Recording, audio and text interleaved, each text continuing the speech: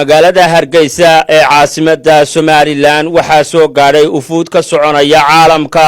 waxaana ufuudaasi ugu horeyn kulan ay la qaateen guddigii dhexdhexaadinta in muddo ka dhaxwaday xisbiyada mucaaradka iyo waliba xukuumadda iyo xisbigeeda kulan saacado badan qaatay oo ku dhaxmaray hotelka Mansoor waxa warfidiyaanka kulanka kadib la hadlay gudoomiyaha guddiga dhexdhexaadinta waxay noogu yimaadeen si ay noola kulmaan waxaan la kulmayaan madaxweyne xukuumadda iyo labada xisbi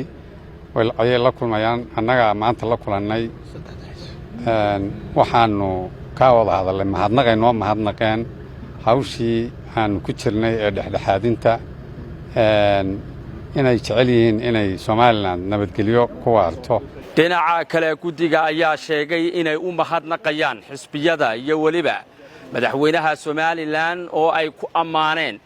inay aqbaleen go'aamo ay dhawaan soo saareen waxaanu kalaanu aad uga mahadnaqaynaa in ay naga aqbaleen go'aamadii aan soo jeedinay inay naga aqbaleen maanu aad iyo aad uga mahadnaqaynaa danta dalka ayaa wax walba ka weyn danta dalka ayaan intaa u joognay raggaa mee aad joogtaan nin walba shaqadiisii buu ka yimi hawshiisii marka waxay iga tahay un mahadnaq inaan u mahadnaqo dawladda iyo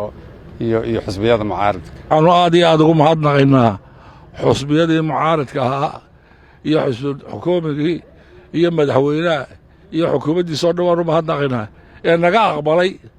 arrintii arrimahaanu soo goynay ama soo jeedinay naga aqbalay baan aad iyo aad ugu mahadnaqaynaa waxaanu leenahay waa mahadsantiin Badri Koosar Maxamuud telefishinka Sahan Hargeysa.